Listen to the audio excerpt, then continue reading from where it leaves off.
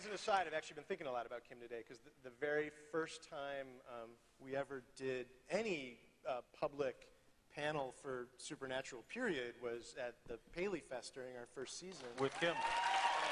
And we had no idea that anyone was even watching the show. And then there was like a crowd like you guys, and we were like, oh my God, people seem to actually watch this thing. And anyway, and so Kim was with us, and so I hope he's with us here now. Do you miss Soulless Sam, or are you glad he's gone? Both. I do miss Soulless Sam. I really, really enjoyed playing Soulless Sam. And if y'all disagree, then... No, wasn't he awesome? Yeah, totally good. Chilling is that, like, we loved what you did with it, by Thanks, the way. Man. Really well, I had great material to work with. But I've not been shy about the fact that I like to play a little bit darker, a little bit disturbed. I've had a wonderful time as Sam, and he's disturbed enough. But I did have a fun time kind of playing with, I guess, what the writers have been playing with, what is a soul, where does it reside, what's its influence on your personality and your decisions.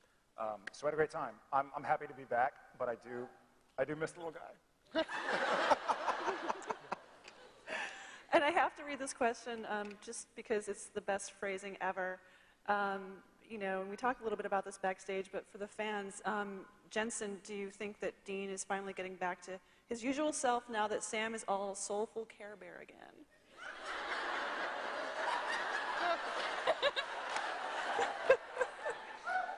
I missed you, Care Bear.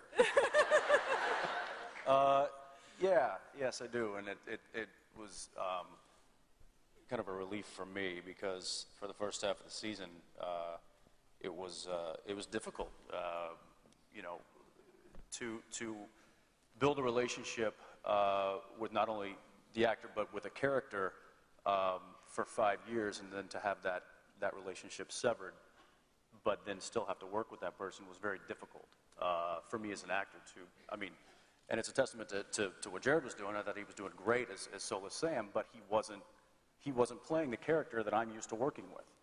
So it was really, I struggled with it. In fact, I called down and talked to these guys about it, and I'm like, I'm kind of feeling way out of my comfort zone here, and I don't know what's going on. And I just didn't have those tools to use anymore that I had for the past 5 years. So I was very relieved when I read that episode and he was getting a soul back, because then I could go back to playing Dean the way that I'm normally playing Dean, and it was difficult, but you know, it was a good storyline. Just this past week, Bob Singer was like, hey, you know, I happened to be watching TNT this morning, and the pilot was on. I was like, oh God, that scene where they walk to the Impala. And like, for the writing of it, I mean, I'm talking about the writing. I mean, the guys are always nailing it in performance. I mean, really and truly, it's like, there are scenes where you just didn't have time. And for instance, like just to bring that back, because I just thought about it just the other day, like the pilot where they walk to the Impala and Sam and Dean are talking, and they're talking about like nothing that two human beings would ever talk about, but just setting up the franchise of the show. Well, when Dad raised us to be hunters ever since we were 3 years old. And the other one's like, I know. And the other one's like, and then he always had us fighting after the creature that took Mom, and he never raised us properly. And I always wanted the other one to be like, I know, who are you talking to? But it's not me, because I know all this information. And so what third party are you giving this exposition to? So anyway, you're never happy with at least on the writing side, with all of it, and like look at it. What if it's 6 years later, and like you can tell, like I'm not over it. So in the first episode that Castiel shows up in, he's trying to communicate with Dean, and in so doing, his voice, his angelic voice, is exploding television sets and breaking windows.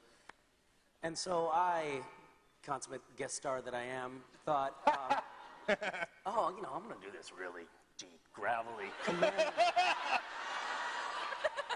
kick-ass kind of window-breaking voice. And I may be running into medical problems now. I mean, it has been brutal on my throat. So yeah, regret a little bit.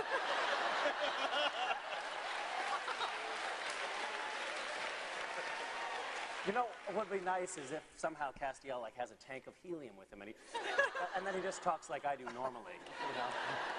I think you should talk like Some way to justify Castiel it. from French Mistake. Hello. I remember when we filmed that scene too, and he came in, and this was the first time I'd worked with him, and he went into this voice and this spiel, and after the first take, I turned to our camera department, and I just went, "What is he?"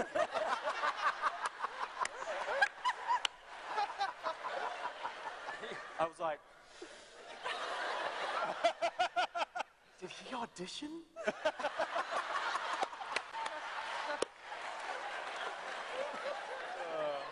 He knows that. I've told him that, and I continue to tell him that all the time. So. He said the same thing to me because I didn't have a scene with him, and I was like, "Hey, how's the new guy?" He's like, Really nice. He's What the hell is he doing on camera?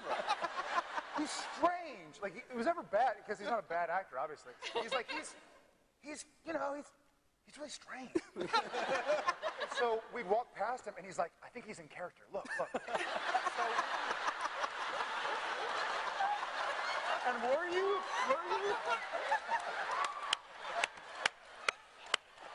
Because I remember specifically one moment, he was sitting in the back of a grip truck eating something. Must have been yogurt or granola or something. But we walked past, and Jensen kind of gives me this, because we're going from like stage 3 to our trailers, and he's like, "There he is." We kind of looked, and we both sort of did like... Look, there's the freak. And I was like, but Misha has a very pensive look about him if he's just relaxing. So I was like, yeah, looks like he's thinking or something. or on the toilet. Yeah. Or both. But I will say that his consistency in that character has been His saving grace. it has.